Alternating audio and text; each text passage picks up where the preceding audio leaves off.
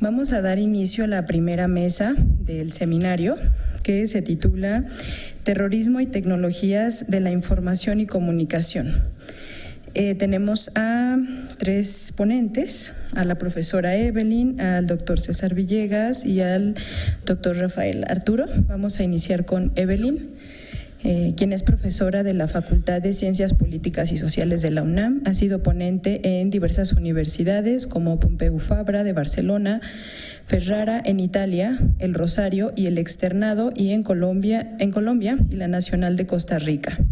Es autora de diversos artículos y coordinadora de libros en materia jurídica. También es miembro del Comité Dictaminador del Anuario Mexicano de Derecho Internacional y miembro activo de la International Law Association.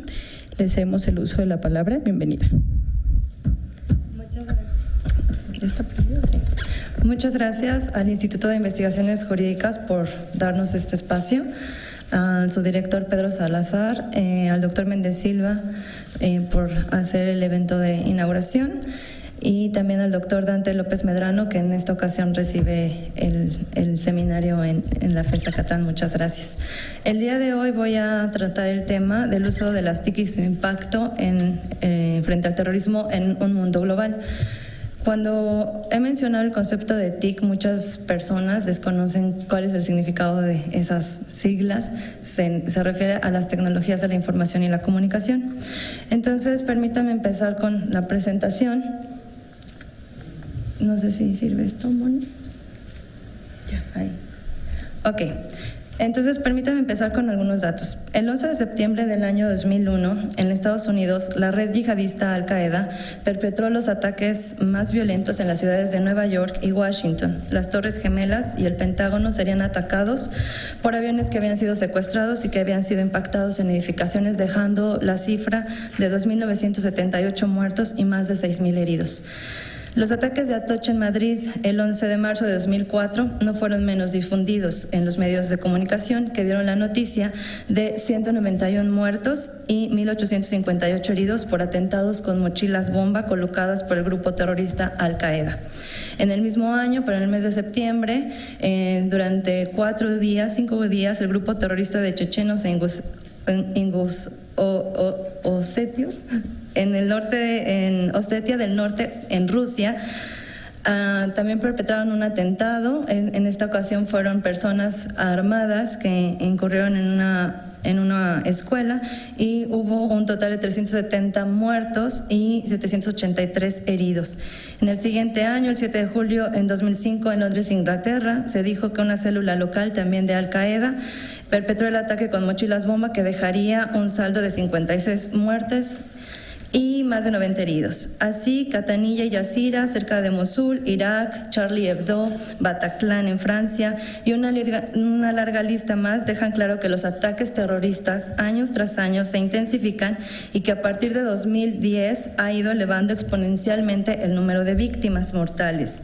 La base de datos sobre terrorismo Global Terrorism Database de la Universidad de Maryland, bajo la dirección de Gary Lee Free, que es profesor de Criminología y Justicia Criminal en dicha universidad, nos proporcionan esta base de datos, dentro de muchos otros, pero esta es la que les quería compartir, que es sobre el número de víctimas mortales. Como ustedes pueden ver en la parte de abajo, vienen los años del 2000 al 2014. Actualmente, si consultan la página, ya hay datos de 2015, pero cuando elaboré el gráfico todavía solo había datos sobre 2014. Y bueno, para que vean cómo ha ido incrementando el número de víctimas, podemos ver que en el año 2000, pues alrededor del mundo solo había 703 víctimas mortales por atentados terroristas en el mundo, pero para 2001 esa cifra se incrementó, evidentemente por los ataques en Estados Unidos, sube a 3.883, es el pico que podemos ver, y posteriormente pues el comportamiento entre 1.400, 2.500, hasta que, bueno, vamos viendo un incremento que ahí se ve en el 2013, ya tenemos un número de 10.309 víctimas por atentados terroristas.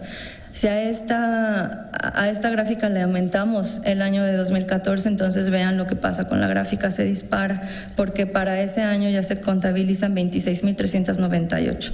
Esta situación se torna cada vez más imperante para los estados. Expertos y estudiosos en conflicto han comenzado a indagar a detalle para tratar de comprender cuáles son las causas y consecuencias del terrorismo. El número de investigaciones que se realizan y se publican en anuarios como los de ciencia política se duplicaron posterior a los ataques del 11 de septiembre. Vemos las constantes resoluciones del Consejo de Seguridad y la Asamblea General de Naciones Unidas que urgen a los estados para que hagan lo posible para evitar este flagelo del terrorismo. Pero en el afán de hacer frente a estos fenómenos, los estados pueden llegar a vulnerar derechos humanos.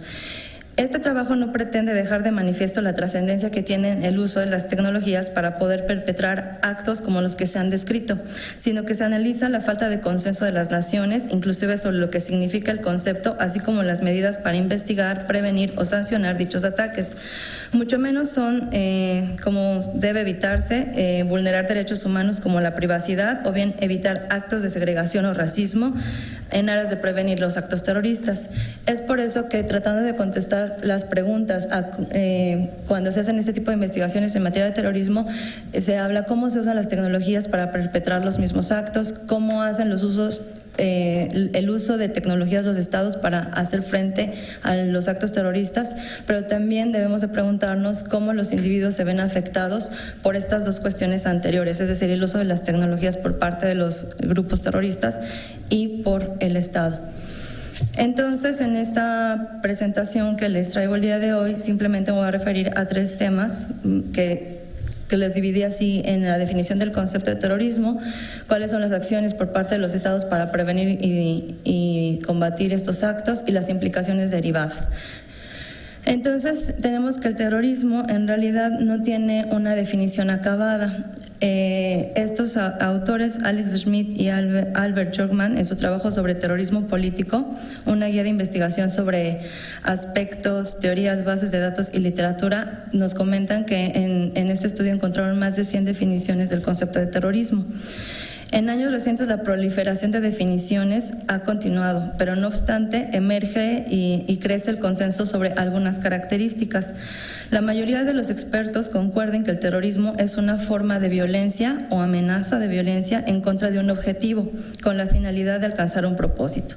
Esto quiere decir que se induce el miedo a una audiencia que es distinta al objetivo del acto de violencia. En el trabajo que realiza el Global Terrorism Database ha recopilado tres aspectos que se mantienen constante en las definiciones que usan los expertos.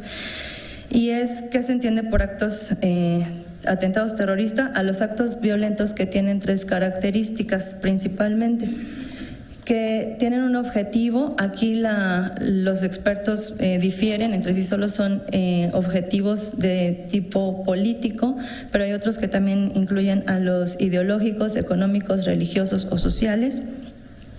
Un segundo elemento es el objetivo de intimidar o coaccionar a una mayor audiencia, y el tercer elemento es que estén fuera de los preceptos del derecho internacional humanitario. Así, a pesar de que los estados no tienen una definición del concepto de terrorismo en la doctrina internacional, se tienen estos tres aspectos y a partir de ellos se puede estudiar diversos tipos de terrorismo. Algunas de las cuestiones en particular que diferencian una aproximación al concepto de terrorismo son, por ejemplo, sobre los objetivos del ataque, si deben ser políticos o religiosos. También se evalúa si las víctimas de los actos deben ser solamente los civiles o pueden ser también los militares en tiempo de paz. Cada tipo de terrorismo tiene un denominador común: la decisión de perseguir sus objetivos con el arma de la violencia. Algunos clasifican el terrorismo como terrorismo transnacional o también terrorismo doméstico, y también existe una clasificación de suicidio por causa del terrorismo.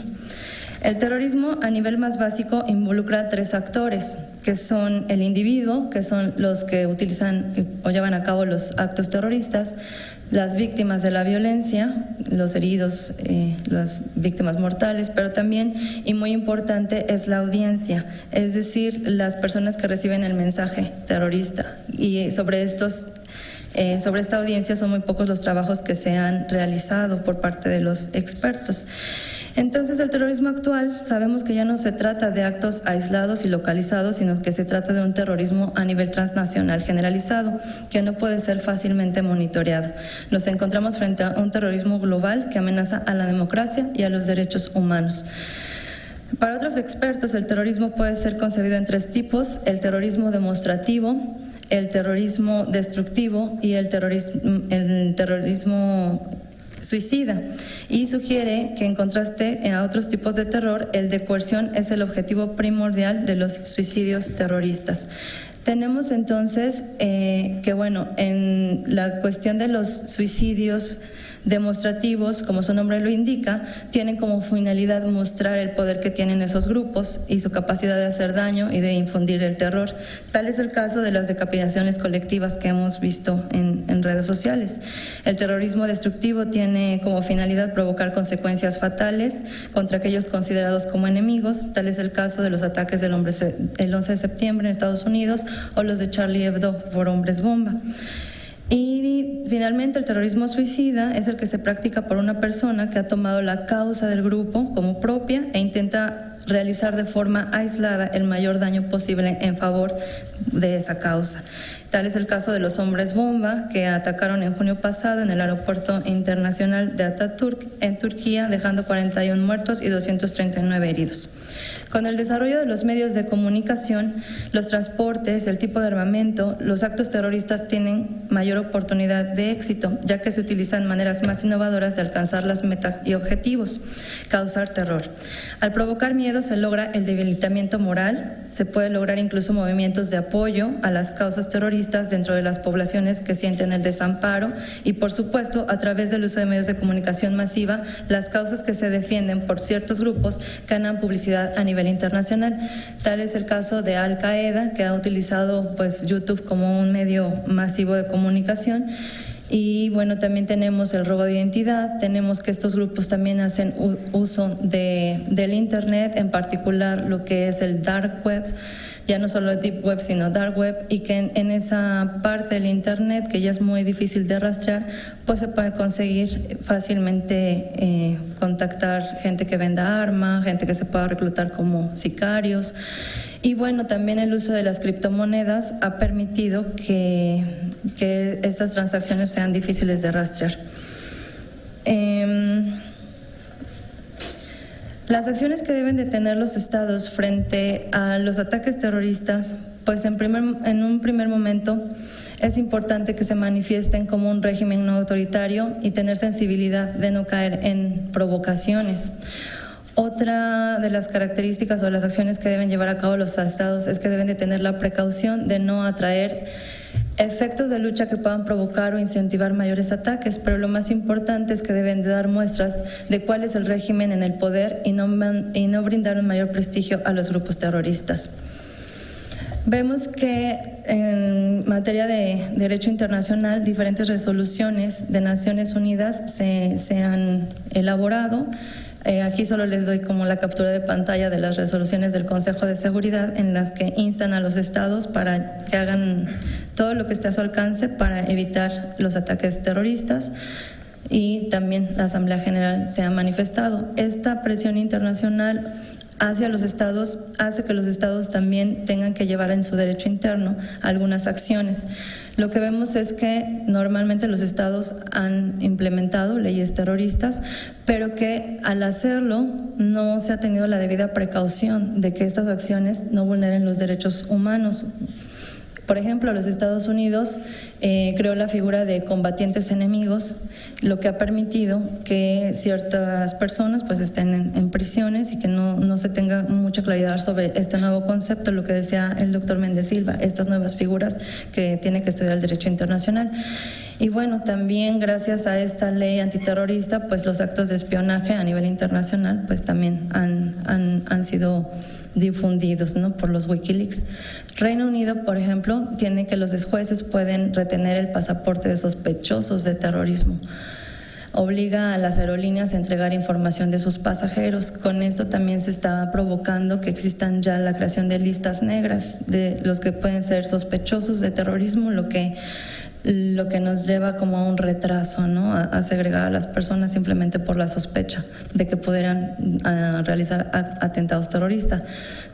Alemania faculta a la policía desde 2009 a violar el secreto profesional de médicos, abogados y periodistas en el marco de investigaciones antiterroristas.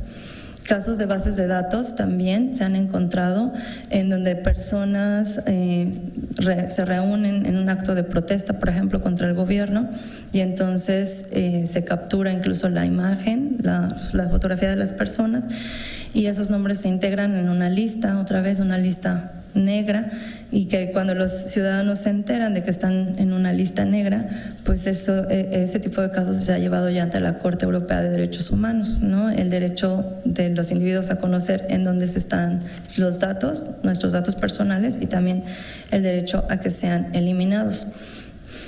Las tecnologías para combatir el fraude documental, del 1 de marzo de 2010, por ejemplo, en Suiza, comenzó a expedir nuevos pasaportes electrónicos que presentan la imagen facial y 2 huellas digitales almacenadas digitalmente. La Oficina Federal de la Policía está representada también en la Organización de Aviación Civil Internacional. En México, evidentemente, también es un caso importante porque, como sabemos, cuando salió esta información de que ISIS decía este es el grupo de los enemigos, aparecía ya ahí solo un país latinoamericano y era México. Entonces, la pregunta es qué tan preparados estamos en México y qué tanto hemos hecho para protegernos de ataques terroristas. Entonces, vemos que en general los estados han reforzado medidas para el reconocimiento de las personas. Aquí lo que vemos es que las tecnologías se están utilizando para recolectar datos biométricos, el iris, las huellas dactilares, incluso la forma de andar, la forma de escribir, todos estos datos pues se capturan, pero en nuestro país no se está teniendo la precaución de alertar a los ciudadanos sobre esto. ¿Qué es lo que se puede hacer con la captura de los datos biométricos? Y sí se pueden violar muchísimos derechos humanos al tener un mal manejo de estas bases de datos. Los estados han colocado dispositivos para grabar a los ciudadanos. Actualmente en la Ciudad de México vemos que hay cámaras por toda la ciudad, en los centros comerciales, en las escuelas, pero no tenemos la información suficiente de saber quién es el dueño de esa cámara. ¿Es el Estado? ¿Es un ente privado? ¿Y a quién tengo que acudir si quiero que esa información que se tiene de mí se pueda borrar? Los estados utilizan también drones para registrar rostros de las personas que participan en marchas. Los estados tienen tecnologías para interceptar llamadas. Los estados pueden incluso hacer uso del llamado kill switch, es decir, apagar, ¿no? el internet, por ejemplo. Los estados pueden, a partir de datos biométricos, hacer, como les decía, listas negras, incluso tener registros del ADN de las personas. En México, pues tenemos la Ley de Protección de Datos y Transferencia de Datos. Se ha regulado, se han implementado el uso de estos datos biométricos. Hoy en día ya tenemos la firma electrónica, la FIEL, que para poder tramitarla, pues también antes ya pasamos por que nos capturen el iris. Ya el Instituto Nacional Electoral captura las huellas digitales, pero nunca nos dicen que podemos tener la posibilidad de negarnos a darlas, y también en el pasaporte. Entonces, las implicaciones del uso de las TICs es que, bueno, existen ya bases de datos, listas negras. Inclusive cuando se sabe que los Estados Unidos tienen esa tecnología para saber quién está trabajando con temas de terrorismo, por ejemplo. Entonces, yo como profesora, por el hecho de haber consultado diferentes artículos en materia de terrorismo, pues ya estará mi nombre en una base de listas negras, ¿no? Solo por hacer una presentación. Lo que da como resultado también los espionajes, no solo de gobierno, sino también de células terroristas, lo que también lleva a una violación de la privacidad, una violación a los principios como la presunción de inocencia y la sobrevigilancia. Como conclusión, simplemente quisiera hacer un par de reflexiones, y es que sigue existiendo una indefinición del concepto de terrorismo. Como podemos ver, hay quienes solo lo llevan hacia el ámbito de lo político, dejando fuera los aspectos religiosos, ideológicos. También los atentados son cada vez más efectivos y más dañinos porque precisamente las tecnologías permiten que sean muchísimo más certeros. Los estados reconocen la importancia de hacer frente a los atentados dentro de un marco de legalidad, pero también el hecho de que no haya una certeza de cómo llevar a cabo la protección en prevención en este tipo de atentados, pues lleva a que se violen diferentes garantías, derechos humanos. Finalmente, como ustedes se podrán dar cuenta, no hay suficientes estudios y avances en cuanto a lo que pasa con la audiencia, que es el actor que recibe el mensaje, principalmente ahora con los medios de comunicación. Esa sería mi aportación. Muchas gracias.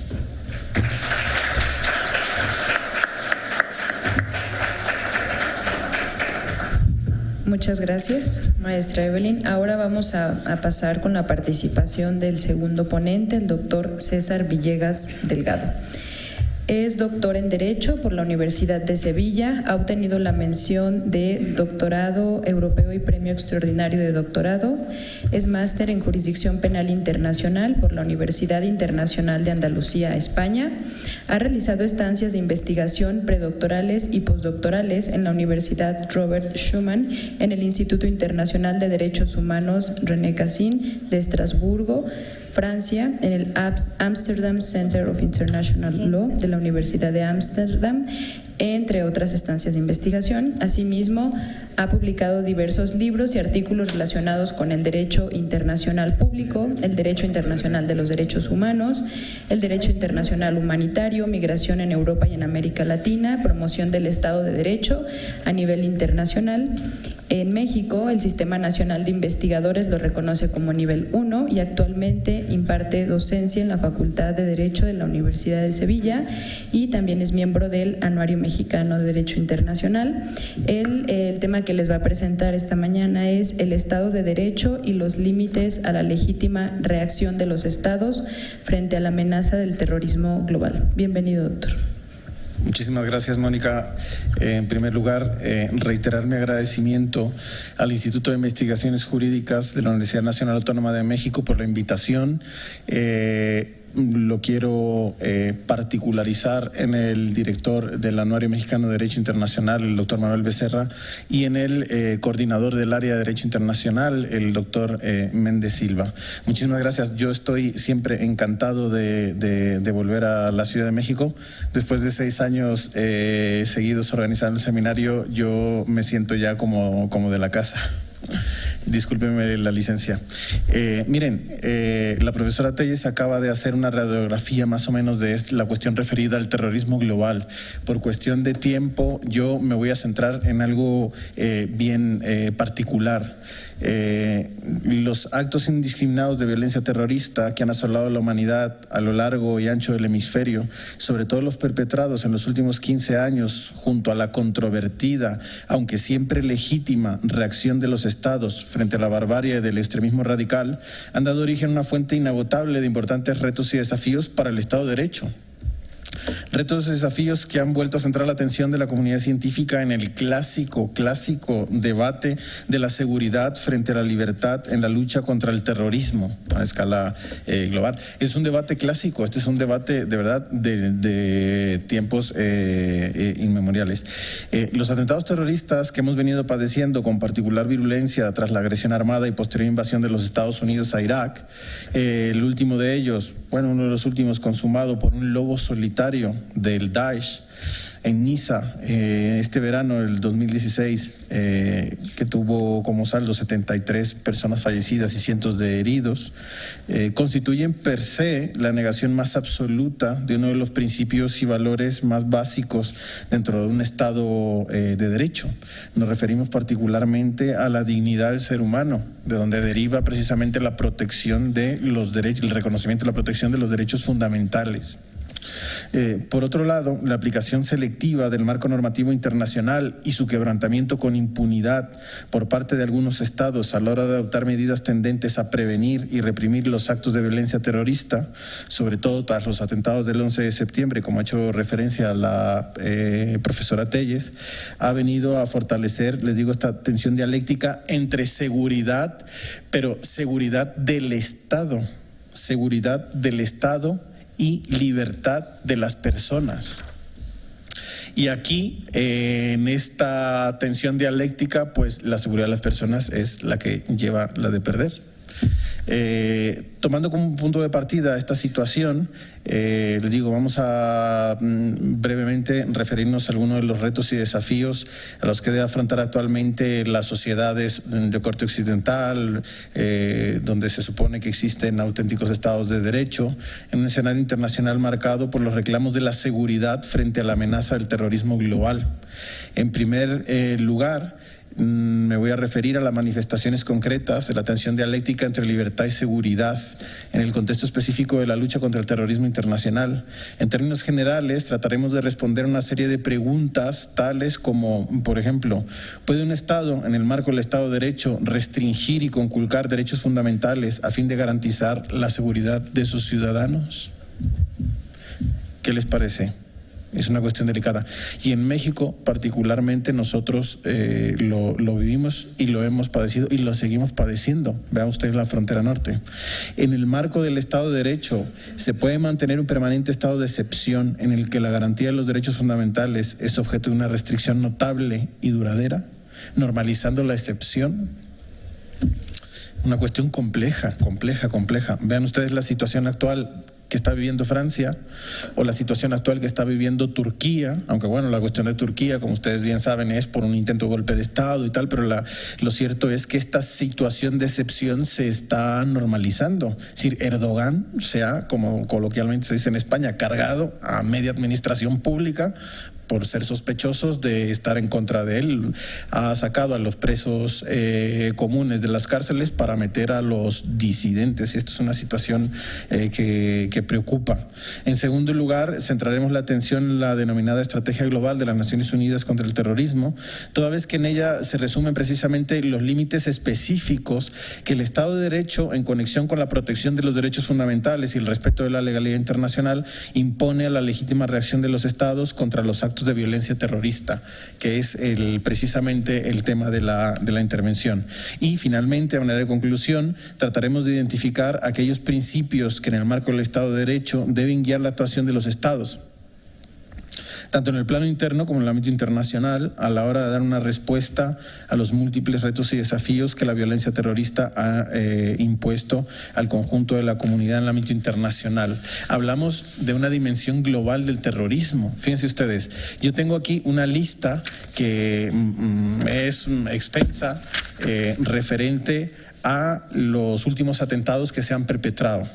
33 atentados terroristas que van desde el 11 de septiembre 33 hasta, esto ya está un poco desfasado porque es a 14 de julio del 2016, cuando un joven tunecino arrolla a ciudadanos que festejaban la Fiesta Nacional de Francia en el principal paseo marítimo de Niza, con un balance de 84 muertos, más de un centenar de heridos.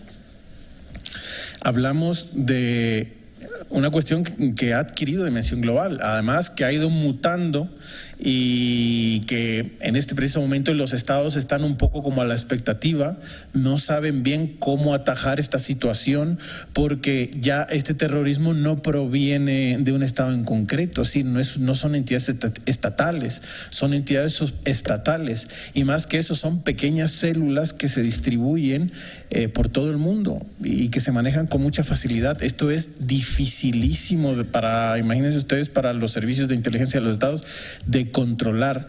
Nosotros en Europa estamos viviendo ya un proceso de americanización en el sentido de que los poderes se están extendiendo cada vez más a los servicios de inteligencia y es esto lo que quiero resaltar en el primer punto que les mencionaba.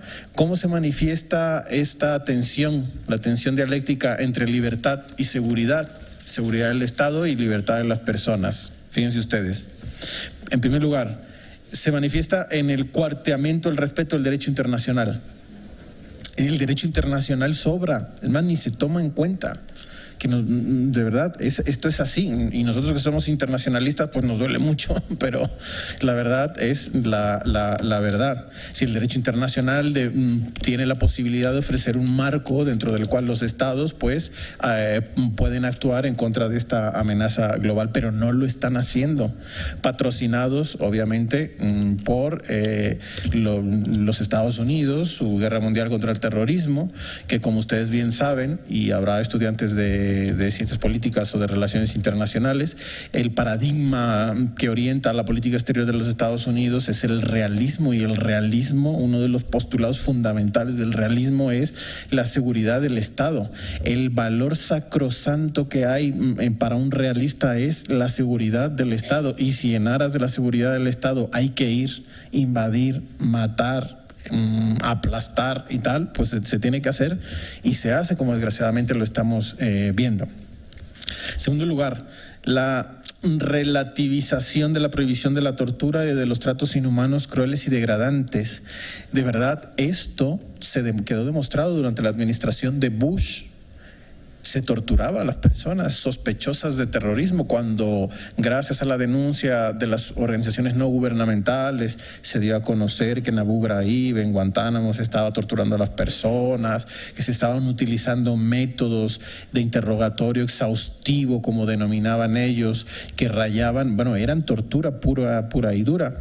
Y en un juego un poco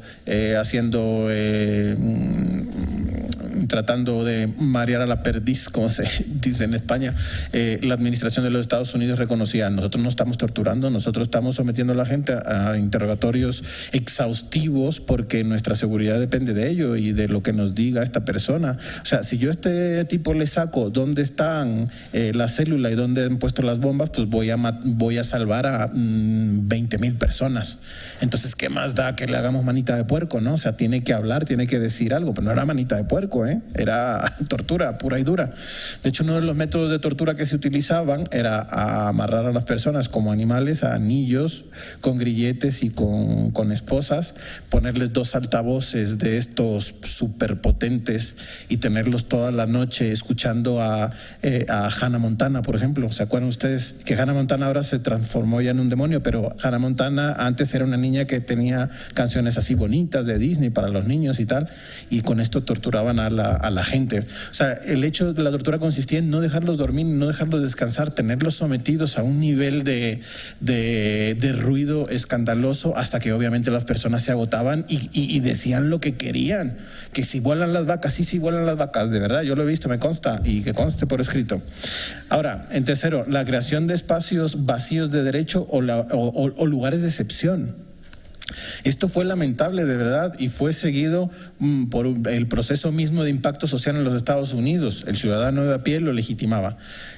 Se cogen las personas y se les lleva a un sitio en el que pues no estamos en Estados Unidos, ni estamos en Cuba, no estamos en ningún lado, no les protege ni el derecho internacional, ni el derecho americano, ni el derecho cubano, ni el derecho de nada.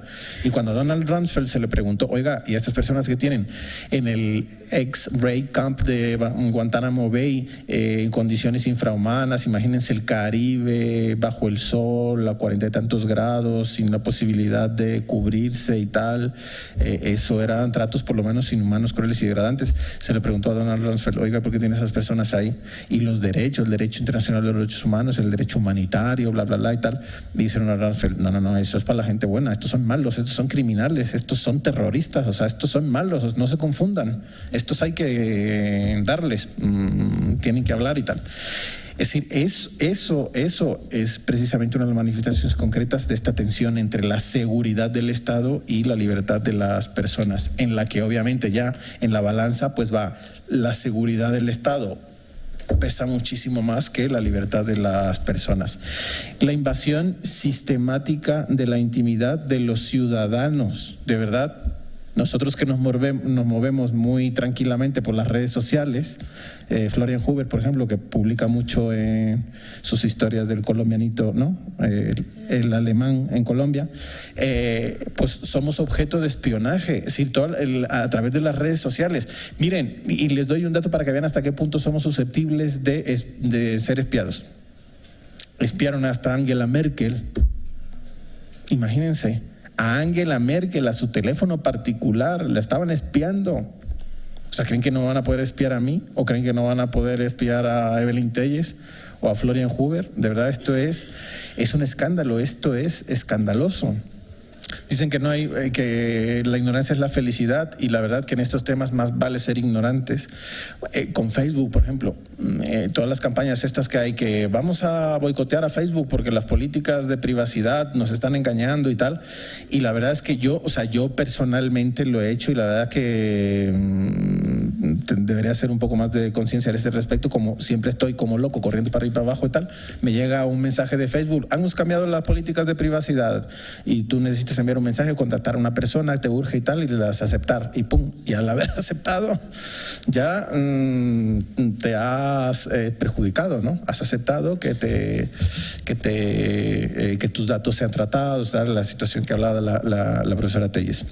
Ahora, el ensanchamiento de las limitaciones del ejercicio de algunos derechos fundamentales al abrigo de la preservación de la seguridad.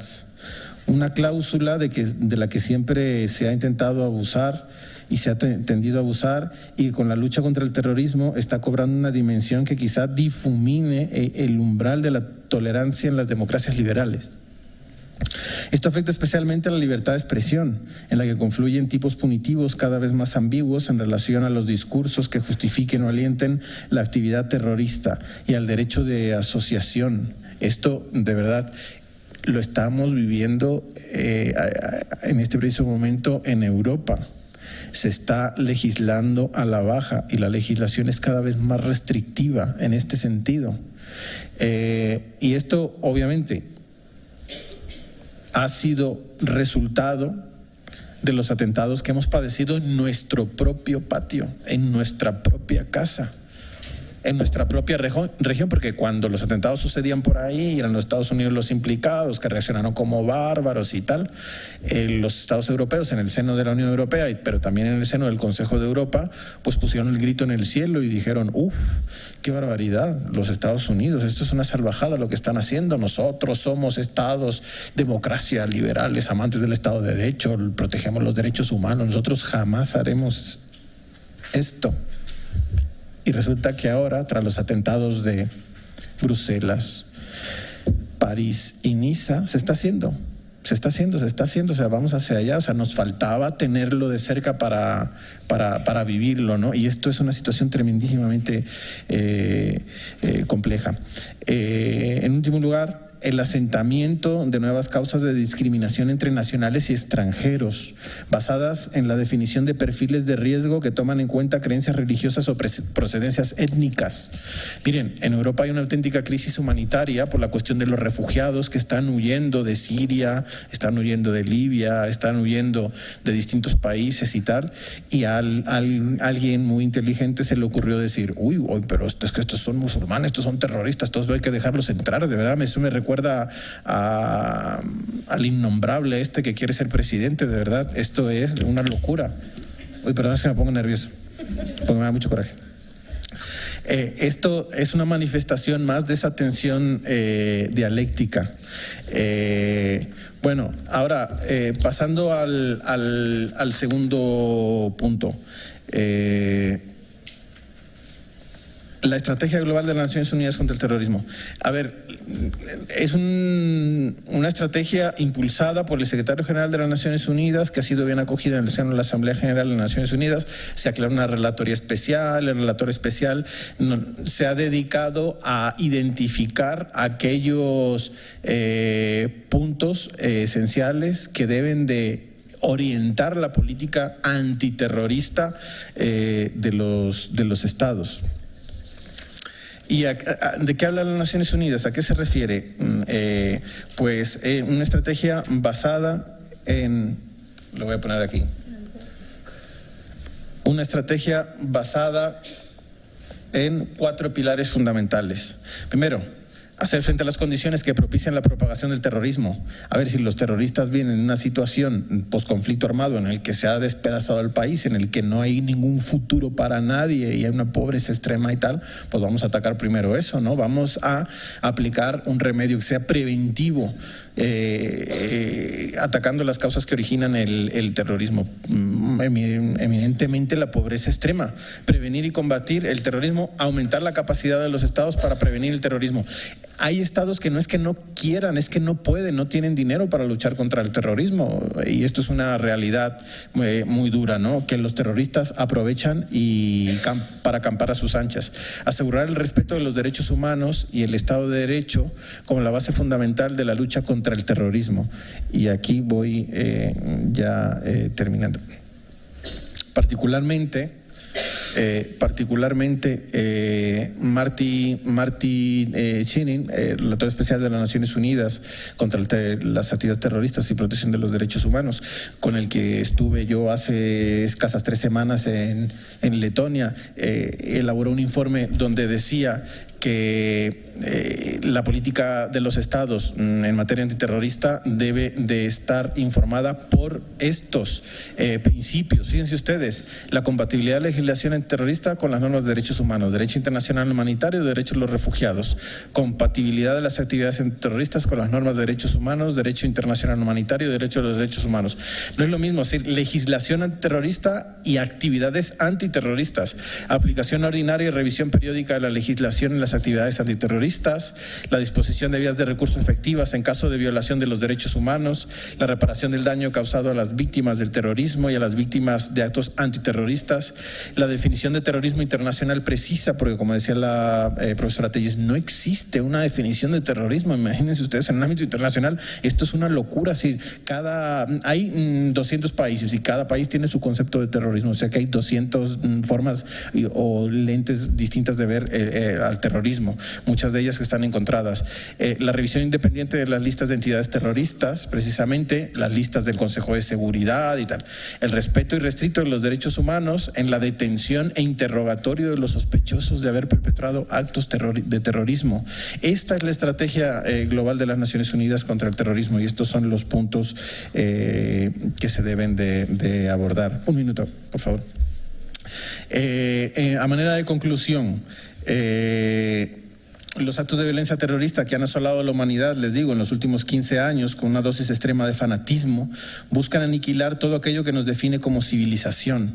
Entre estos elementos definitorios encontramos sin lugar a dudas pues al Estado de Derecho, la democracia, el respeto irrestricto de los derechos fundamentales. Ahora bien, la respuesta que algunas potencias occidentales han dado al fenómeno de la violencia terrorista en el marco de la desafortunadísima guerra mundial contra el terrorismo, empleando una lógica simétrica a la de los propios terroristas en detrimento de lo que nos define como civilización, traicionando la lógica del derecho y del Estado de Derecho, ha supuesto desafortunadamente una victoria para la barbarie y el terror, toda vez que, como ha demostrado la experiencia posterior al 11 de septiembre, el uso de la fuerza indiscriminada al margen de la legalidad internacional, la violación masiva y sistemática de los derechos humanos en aras de la seguridad nacional y el menosprecio del multilateralismo y el derecho internacional han generado aún más terror. Finalmente, el Estado de Derecho no puede ni debe ser visto como un obstáculo para luchar contra el fenómeno delictivo de la violencia terrorista. Los derechos y las garantías fundamentales no son ningún costo lujoso propio de tiempos pasados, como se llegó a defender durante la administración de Bush Jr., en el marco de su guerra mundial contra el terrorismo, sino todo lo contrario. Muchas gracias.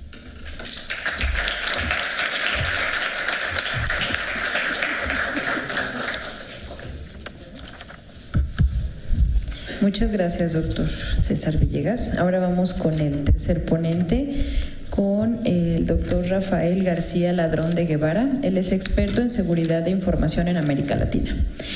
Trabajó en Symantec como responsable del análisis, desarrollo e implementación de las estrategias de negocio en América Latina, así como, también participó en el diseño y desarrollo de proyectos de seguridad de información del segmento de cuentas clave en Argentina, Chile, Colombia y México. Fue electo como vicepresidente del Comité de Seguridad para la Asociación Mexicana de Internet en 2011. En 2013 gestionó la firma de memorando de entendimiento de la Asociación por la Resiliencia Cibernética de la Organización de Estados Americanos. Asimismo, ha colaborado con la OEA como ponente, aportando una visión sobre tendencias y retos de la tecnología dentro de la 8ª reunión ordinaria de la Comisión Interamericana de Ciencia y Tecnología en Washington en 2013 y durante la 4ª reunión de ministros y altas autoridades de ciencia y tecnología realizadas en Guatemala en 2015. Actualmente se desempeña como consultor en temas de seguridad de información y desarrollo de negocios. Es miembro del subcomité espejo del Grupo de Trabajo de Criptografía y Mecanismos de Seguridad de México, cuyas aportaciones son consideradas en el desarrollo del nuevo marco para la ISO 27001. Y bienvenido. Él nos va a presentar su tema sobre ciberterrorismo, mito o realidad. Bienvenido. Gracias. Pues muy buenos días. Antes que nada, un agradecimiento al Instituto de Investigaciones Jurídicas por la invitación, al doctor Becerra, al doctor Méndez, al doctor López por su acogida en este recinto. Y pues creo que me toca un tema complicado porque ante el no definición de terrorismo, como decía la doctora Telles, si después de mi plática salen aterrados, no quiero sentirme terrorista. Voy a tomar el control. Si bien creo que la primera parte es sobre qué vamos a hablar, si no hay una definición de terrorismo, pues ustedes podrán imaginar si hay alguna definición acerca de ciberterrorismo. Coloqué quizá dos imágenes, una que de alguna forma es reconocida a 100% como un acto terrorista, que fue la bomba en Boston, en el maratón de Boston en el 2013, en donde desde el inicio fue considerado como un acto terrorista, y después contrapongo una imagen de lo sucedido en Nueva York hace apenas unas semanas, el 18 de septiembre, donde el gobernador del estado, Andrew Cuomo, al momento del estallido, inició hablando de que era un acto terrorista. Horas después mencionó que no era terrorista, sino que había sido un acto vandálico, y terminó finalmente, después de que la persona que generó el acto fue un afgano que había estado en Pakistán, creo que lo quieren volver a definir como un acto terrorista. Entonces, no podemos en este momento, si no tenemos una definición de terrorismo, cómo definir una definición acerca de ciberterrorismo que se encuentra detrás. Entonces, pues me tomé el atrevimiento de poner dónde estaría el tema de ciberterrorismo en este sentido, sobre todo porque cuando hablamos de tecnología y de tecnologías de la información, pues todos sabemos, la usamos, la vivimos, y al mismo tiempo no sabemos ni cómo funciona ni qué está haciendo detrás, y las implicaciones que está teniendo hoy desde un marco social es impresionante. Entonces, el problema de la tecnología desde el punto de vista del ciberterrorismo no es la tecnología per se, sino es el uso de la tecnología que en este momento está ayudando como una herramienta de radicalización hacia cierto tipo de grupos que en este momento pues podemos definir como grupos terroristas, aun cuando han mencionado tanto el doctor Villegas como la doctora Telles, pues efectos que son muy alarmantes, sobre todo cuando estamos hablando de células individuales que viven en ciertos lugares, que están siendo influenciadas por estos grupos sin necesariamente estar realmente formando parte de dichos grupos. Y en ese sentido, pues es donde comienzo a tratar de dar el tema acerca de si estamos hablando de un mito o una realidad acerca de herramientas que están relacionadas con ciberterrorismo. ¿Qué es lo que sí es? Hablemos primero de una realidad. ¿Cuáles son las amenazas que tenemos en el ciberespacio que son tema en todos lados? Y tenemos principalmente 5 activos o definiciones que generan problema. Una de ellas tiene que ver con el hacktivismo. ¿Qué es el hacktivismo? No es otra cosa más que un activismo político, religioso, social. Independientemente como lo queramos definir, ustedes saben más, ustedes están en la escuela de Derecho, ustedes están en la facultad de Derecho, ustedes son gente que son estudiosos del derecho. Yo soy tan solo un ingeniero que ha tratado de ver algunos temas alrededor. Y desde el punto de vista de ingeniero es muy sencillo. Si yo tengo una página web en la cual yo estoy promoviendo un servicio, estoy promoviendo cualquier situación y alguien entra y me borra mi contenido, pues yo ya no me siento contento. Cuando esto es una entidad de gobierno, en la entidad de gobierno de pronto, imagínense al Centro de Control de los Estados Unidos que está viendo operaciones antiterroristas en la zona de Irak y Afganistán y de pronto su página comienza a promover información a favor del grupo islámico o del Estado Islámico, de ISIS. Eso de alguna forma es un hacktivismo. No estamos hablando directamente de ciberterrorismo, pero estamos hablando de un hacktivismo. Hay una actividad política relacionada utilizando medios electrónicos que está afectando una imagen de gobierno en ese sentido. Tenemos un tema importante que es el cibercrimen. El cibercrimen, de acuerdo a cifras de Alestra de este año, del año pasado, está generando ingresos por más de 100,000 millones de dólares. Estamos hablando de 100 billones de dólares americanos, como lo dirían del otro lado, pero estamos hablando de una cantidad importante. Es el segundo ingreso en mercados negros tan solo detrás del narcotráfico. Es una cantidad impresionante cuando estamos hablando de temas a través de un negocio electrónico. Ciberespionaje. De pronto la pregunta es que ¿por qué preocuparnos muchas veces? Y quiero que lo tengamos en mente, ¿por qué el ciberespionaje es importante? Ciberguerra. ¿Realmente existe la ciberguerra? Y bueno, voy a tratar de hilar un poco ese tema con el tema de ciberterrorismo un poco más adelante, es que aguánteme esa parte. Y obviamente el ciberterrorismo. ¿Mito o realidad? ¿Vieron esta película? Sí. ¿Recuerdan cuál era la principal parte de por qué sucedía todo lo que pasaba del lado de los malos?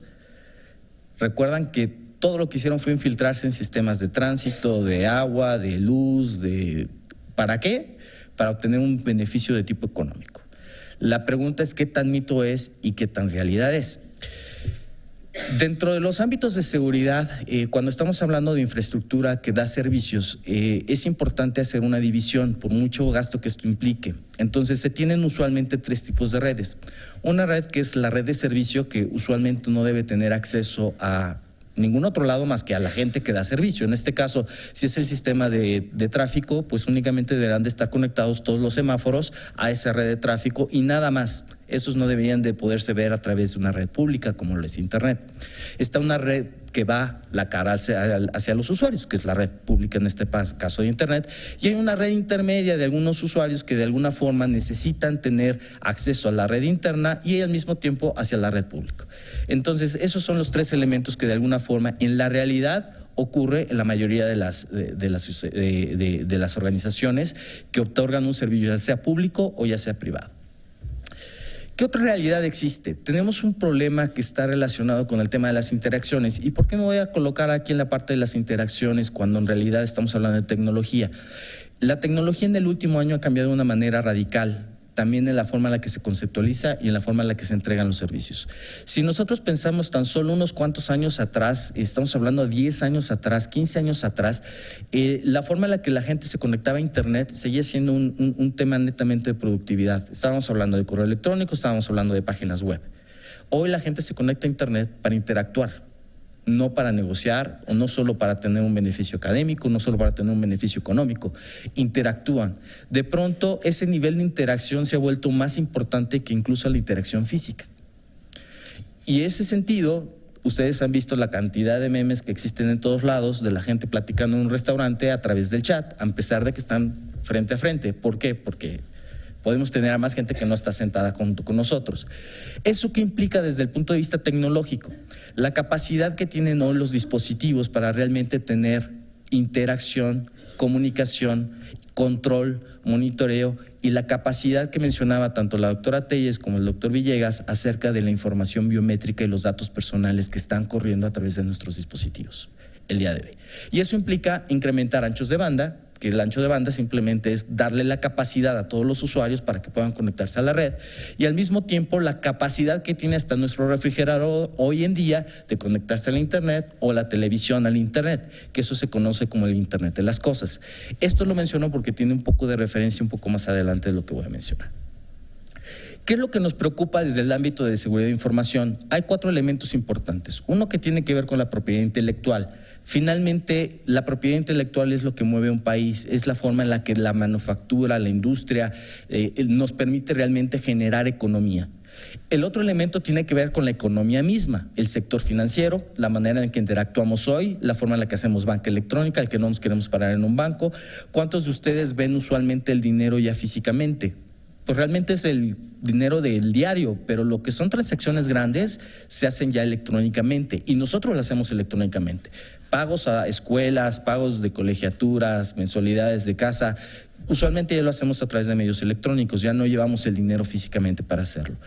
Tenemos además el tema de control de accesos e identidades, que es muy importante, y obviamente la parte pública, es decir, nuestros servicios gubernamentales, qué imagen son las que pueden dar y qué nivel de protección nos pueden ofrecer.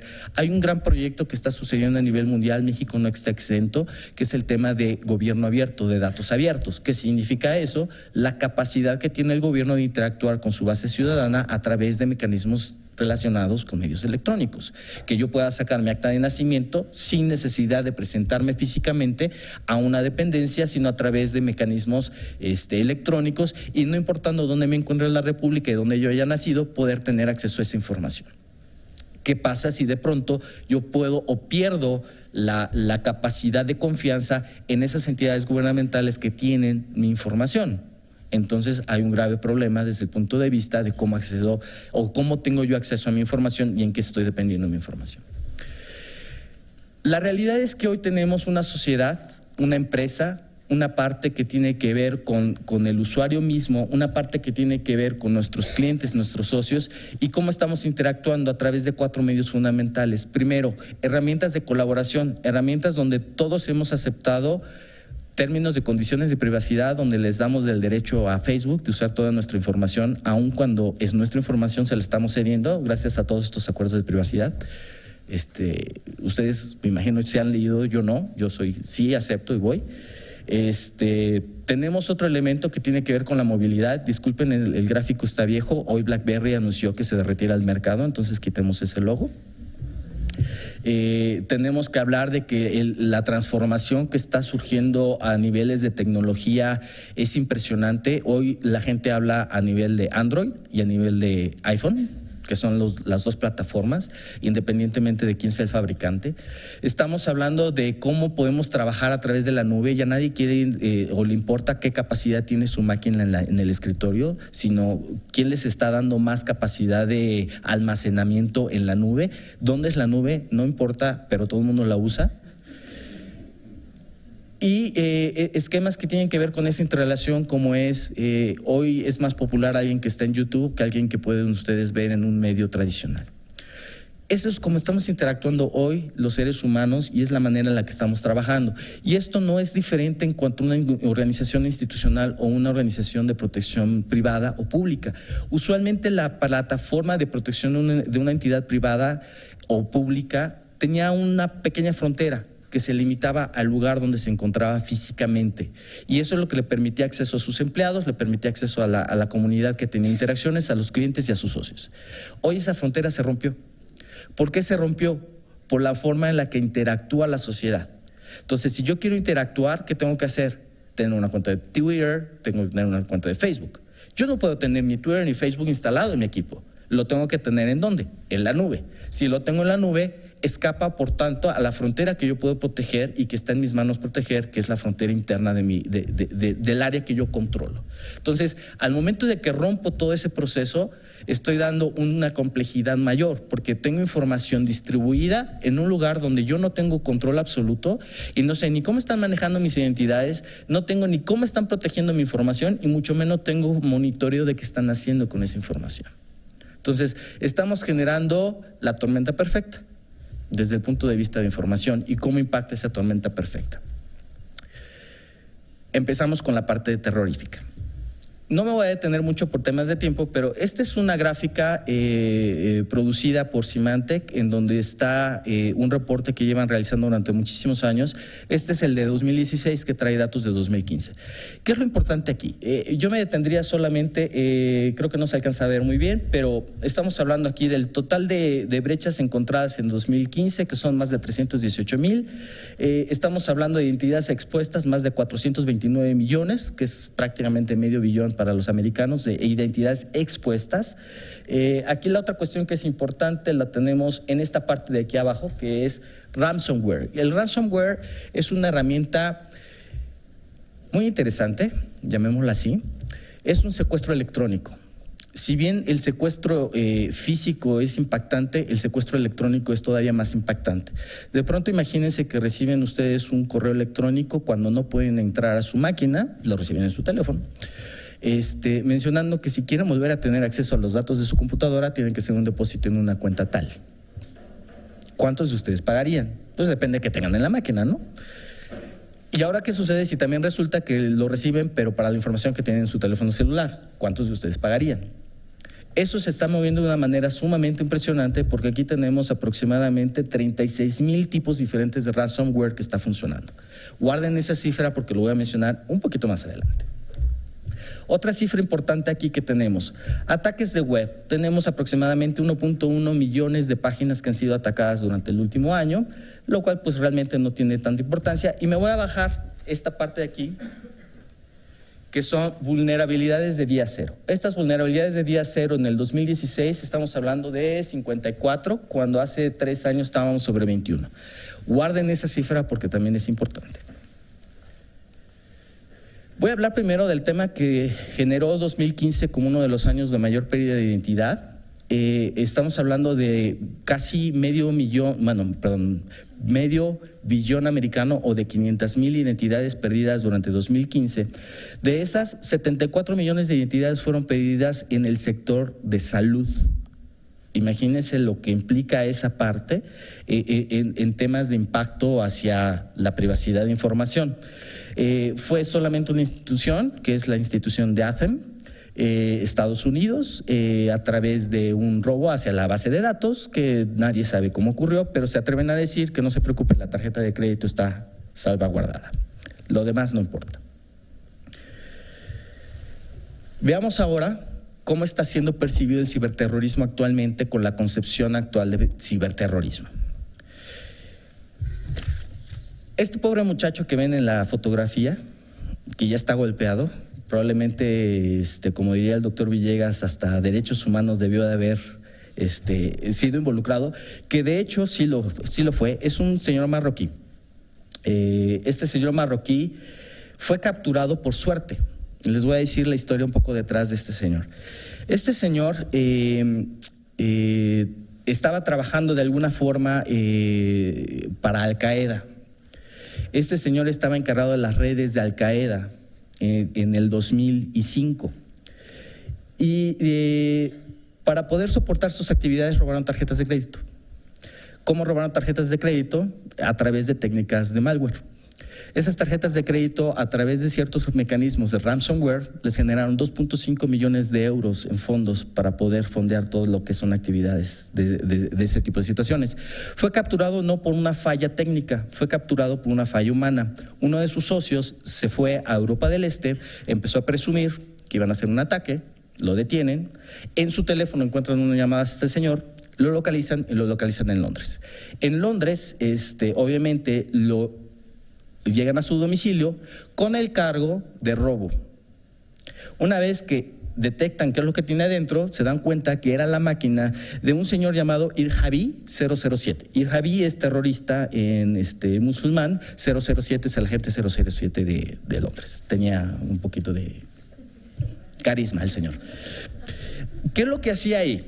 Mencionemos un poco los fines del ciberterrorismo. Los fines del ciberterrorismo estamos hablando de esquemas de financiamiento, reclutamiento, interconexión y comunicación, coordinación y ejecución de acciones, fuentes de información y entrenamiento y una parte muy importante que es la propaganda y sobre todo el adoctrinamiento de lo que está detrás de estos grupos, que es lo que ayuda justamente a través de difusiones de redes sociales, a través de los nuevos mecanismos de interacciones, a tener más gente que sea afín a estos grupos y que al mismo tiempo puedan actuar como células independientes o como un grupo en conjunto. ¿Es ciberterrorismo? ¿Estamos realmente generando un problema en donde estamos dañando gente a través de medios electrónicos? No lo sé. el acto antiterrorista en Inglaterra lo consideró así y le dieron 16 años a este señor. Pero repensemos un poco qué es lo que puede suceder desde el punto de vista físico. Hace 30 años en Chernobyl, ustedes recordarán una gran desgracia, sucedió por sistemas automatizados en el reactor número 4 y afectó a 5 millones de personas. Estamos hablando de un acto físico que tuvo una implicación al mundo real por una falla electrónica, fallas en el sistema de control del reactor número 4. En el 2010, en Irán, de pronto se descubrió una nueva amenaza. Resulta que la planta de Natanz, que es una de las plantas más importantes de Irán en cuanto a tema de reabastecimiento de uranio para temas de cuestión nuclear, pues empezaron a fallar unos aparatos que se llaman recicladores. Esos aparatos de reciclaje, no son recicladores, son centrífugas, son equipos centrífugos. Esos centrífugas de pronto tienen que tener ciertas condiciones y esas condiciones de pronto se rompían por alguna situación. ¿Qué sucede? Hay un sistema que se llama SCADA. Ese sistema SCADA es una red privada, no tiene acceso al mundo físico, no tiene acceso al mundo exterior, es una red totalmente interna. ¿Para qué? Para controlar este tipo de equipos. Esos equipos SCADA de pronto tuvieron una vulnerabilidad que se llamó Stuxnet. Stuxnet utilizaba 21 vulnerabilidades de día cero. ¿Se acuerdan de esa grafiquita que vimos hace un momento? Usaba 21 vulnerabilidades de día cero y fue distribuida a través de una USB, a través de un contratista externo. Se conectó a la red interna, estaba muy bien programada y la realidad es que la amenaza no era para hacer que la planta explotara, a pesar de que tenían la capacidad de hacerlo, porque así como vieron en la película y en varias películas, lo que se hace es que tomaban una fotografía de los niveles normales. Entonces, cuando un técnico quería ver si estaba operando bajo niveles normales, lo que aparecía era la fotografía, no lo que realmente estaba pasando por detrás. Una vez que ponía esa fotografía a la parte de monitoreo, por la parte de atrás aceleraba además a la máquina centrífuga y por lo tanto comenzaba a salir de los valores y parámetros normales, que es lo que hacía que obviamente pues, tenían que cambiar la centrífuga. Algo estaba funcionando mal y al mismo tiempo estaba entregando un valor real. ¿Qué pasó entonces en ese momento? Pues tan solo para enero de 2010 había más de 30,000 máquinas en Irán contaminadas con este tipo de bichito. ISIS, no el Estado Islámico, sino el Instituto para la Ciencia y la Seguridad Internacional por parte de la ONU, menciona justamente que había más de 1,000 centrífugas fallando en la planta de Natanz. Al mismo tiempo, para el 2010, la Agencia de Energía Atómica de la ONU identifica que hay fallas o que hay una alteración en el programa iraní de temas nucleares y finalmente encontraron que querían hacer una nueva planta en la parte de Bushehr y ustedes sabrán mejor qué es lo que está sucediendo ahí, que es un punto estratégico para el tema de extracción de petróleo. No la podían dar de alta porque precisamente por la infección, pues obviamente el sistema no estaba funcionando correctamente y eso pudiera provocar un apagón en Irán de índoles impresionantes en un país arábigo donde hay muchos temas necesarios de energía. Imagínense que no hay energía durante un cierto periodo de tiempo. Había una afectación física.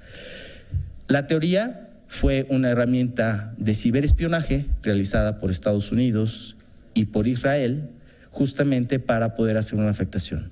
Imagínense si en lugar de haber sido desde el punto de vista de una situación realizada con un fin de retrasar el programa nuclear iraní, hubiera sido con un fin de una amenaza terrorista. No estoy diciendo que esto sea un parte de ciberguerra, mucho menos quiero decir que esto haya sido una actuación realmente de ciberguerra ni de ciberterrorismo, sino lo que coloco sobre la mesa es, estamos tan acostumbrados al manejo de tecnologías en infraestructura crítica hoy que cualquier afectación en ese nivel por un equipo perfectamente entrenado en situaciones de vulnerabilidades que vivimos todos los días puede tener una afectación física real. ¿Qué es lo que encontramos hoy? Otro reporte por parte de la ONU, de la OEA, junto con Trend Micro, hablando de infraestructura crítica, diferentes elementos de infraestructura crítica. ¿Cómo está Latinoamérica? Mal preparada, poco nivel de inversión y definitivamente en un alto riesgo. ¿Dicho por quién? Por la Organización de Estados Americanos, que tomó información de los diferentes gobiernos. En conclusión, Hay un elemento muy simple que se puede hacer para evitar todo este tema y es desconectemos las computadoras. Nadie va a querer dejar su Facebook ni su Twitter aparte. Y entonces eso implica que tenemos que tener esa conceptualización. El doctor Méndez Silva mencionaba justamente en la mañana temas relacionados con el derecho internacional duro. Y creo que este es uno de los principales elementos, sobre todo cuando estamos hablando de tecnologías de información, que yo puedo estar generando un ataque en México, estando sentado en Rumanía, utilizando un servidor de Trinidad y Tobago. Cómo el derecho internacional genera una vigilancia, un monitoreo que cuide mis derechos fundamentales al acceso y a las redes y al mismo tiempo me permita tener el nivel de seguridad y confianza que no vayan a tirar el sistema financiero mexicano, y quiero ver quién de ustedes estaría feliz y no estaría aterrado de no poder pagar sus cuentas. Gracias.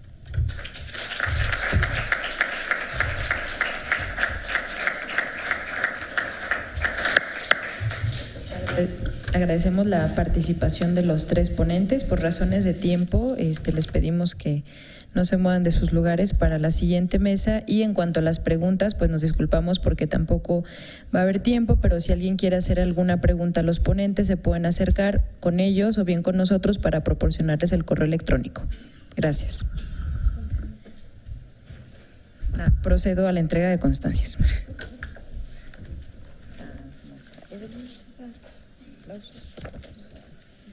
Nadie aplaude.